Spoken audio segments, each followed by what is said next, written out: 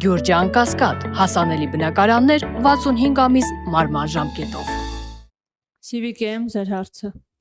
Պարոն Հովհաննիսյան, հարցս ձեզ եմ ուղղում։ Մայիսի 28-ին Իշխան Սաղաթելյանը հայտարարել է, որ կանգնած են քաղաքական Սարդարապատի շեմին, ժամանակն է, որպեսզի Սարդարապատի ոգին դառնա քաղաքական շարժում։ Ես կխնդրեմ, ասեք, ինչ նկատի ունի նա ըստ ձեզ։ Ես կներեք, բայց Իշխան Սաղաթելյանը ընդհանրապես այն անձնավորությունը չի, շատ փոքր մարդ է, որ ես հիմա իրան մեկնաբանեմ, ես չգիտեմ ինքը որտեղ է կանգնած, թող գնա իր համար հանգիստ կանգնի, շնորհակալություն։ 24 նյուզ ձեր հարցը։ Հարցս ուղղում եմ երկու պատգամավորին էլ։ Կառավարության երեկվա հայտարարությունը եւ Նիկոլ Փաշինյանի այսօրվա գրառումներից հետո առասարակ մի հարց է ընդհանրապես առաջանում. ուր եք տանում այս երկիրը ու ինչ ծրագիր ունեք եւ ինչ եք ուզում անեք այս երկրի հետ։ Եթե նկատի ունեք կառավարության նիստում վարչապետի հնչեցրած արտահայտությունը, ես ուզում եմ ուղղակի մի բան հասկանալ, մենք դուք լրագրողներ հասարակությունը արդյոք նույն հայերենով ենք խոսում եւ հասկանում ենք խոսքը։ Վարչապետի խոսքը ուղիղ պաշտպանություն էր մեր եկեղեցիների, այդ եկեղեցիները անեղծ պահելու կոչ էր, բայց ինչու հոգեվորականությունը հանկարծ հոգեխանգարմունքի մեջ ընկավ, փոխարենը ողջունելու, որ վարչապետը իրենց մշակութային կոթողները, արժեքները փորձում է ավելի զերծ պահել ամեն տեսակ պղծումից կամ եղծումից եւ փոխարենը կանգնելու վարչապետի կողքին սկսեցին քննադատել։ Ես կարծում եմ, որ սխալ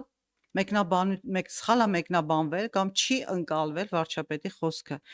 որևէ անգամ ուղիղ խոսքով չի հնչել այն մասին, որ մեր եկեղեցիները, որոնք մեզ համար հոգևոր արժեք են եւ սրբավայրեր, պիտի լինեն հենց այնպիսին, ինչպիսին պատկերացնում ենք։ Վարչապետի խոսքը ուղիղ դրա մասին էր եւ ինձ համար շատ զարմանալի ու տարակուսելի էր, որ հենց հոգևոր դասը սկսեց դրա դեմ ընդվզել, մյուսներն էլ այդպես պաշտպանելով հոգևորականությունը փորձեցին Քրիստոսից ավելի քրիստոնյա լինել։ Ես ուղղակի խորհուրդ կտամ եւս մեկ անգամ նայել կառավարության նիստի այդ հատվածը եւ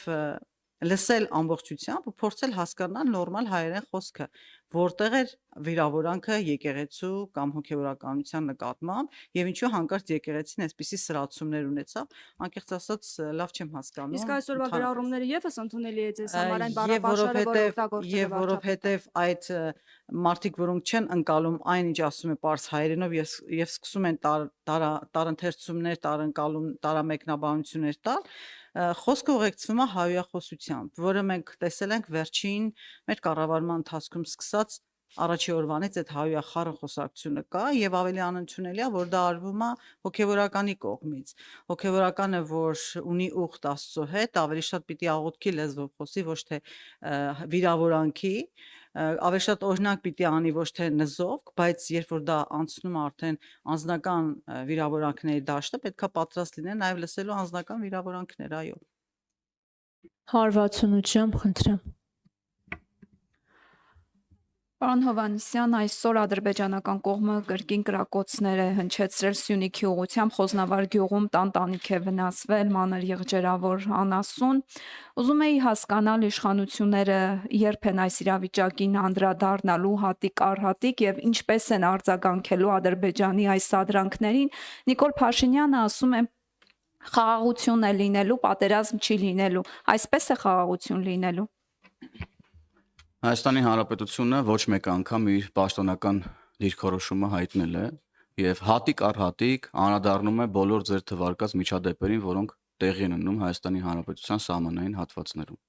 Պաշտպանության նախարարությունը հանդես է եկել իր հայտարարությամբ, մենք շարունակելու ենք ուրեմն շարժվել խաղաղության մեր օրակարգով։ Մենք առաջարկել ենք Ադրբեջանին երկկողմ դիտարկել ուրեմն սահմանային հատվածը տվյալ միջադեպերը քննության առնելու եւ բարձելու ուրեմն թե որ կողմն է այդ միջադեպերը հրահրում եւ այլն եւ ինչպես է դա տեղի ունենում եւ դրանց կանխման ուղղությամբ մենք այս ուղղությամբ շարունակելու ենք աշխատել եւ Հայաստանի Հանրապետությունը ձեր կողմից նաեւ մեկնաբանվող այս սադրանքներին չի տրվելու Լրություն վերջում։ Սադրանքներին չի տրվելու եւ ուրեմն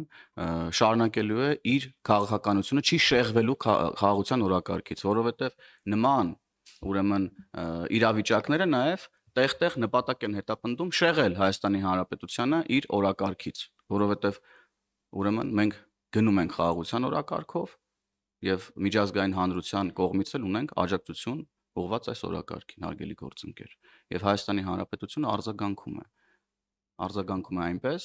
որ կարողանա իր օրակարգերը կարողանա առաջ տանել։ Շնորհակալ եմ։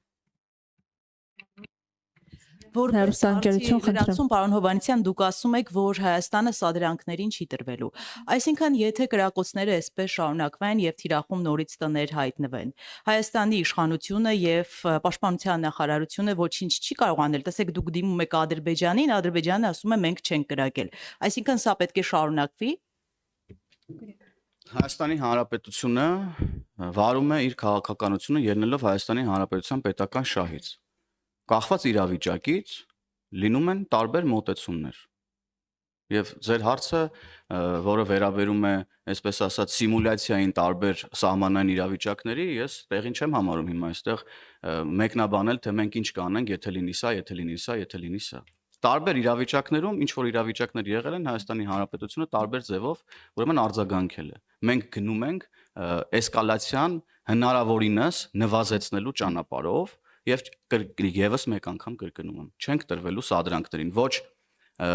կրակոցների տեսքով սադրանքներին, որոնք այո ցավոք սրտի որոշ դեպքերում եւ այս վերջերս ուղղված են քաղաքացիական բնակչությանը, ոչ էլ տրվելու ենք հայտարարությունների տեսքով սադրանքներին։ Մենք չենք շեղվելու մեր օրակարգից, որովհետեւ տեսնում ենք նաեւ, որ մի շարք ուժերի եւ Հայաստանից դուրս եւ Հայաստանից ներսում գործող նպատակն է շեղել մեզ մեր օրակարգից, որպեսզի մենք էլ դառնանք մի կողմ, որը ապակառուցողական է, որը սադրում է եւ փորձում է էսկալացիա հրահրել։ Հայաստանի Հանրապետությունը խաղաղության օրակարգը առաջ է տանելու եւ այո, ինչպես վարչապետը ասել է, մենք բոլորս վերահաստատում ենք, լինելու է խաղաղություն, չի լինելու պատերազմ։ Շնորհակալ եմ։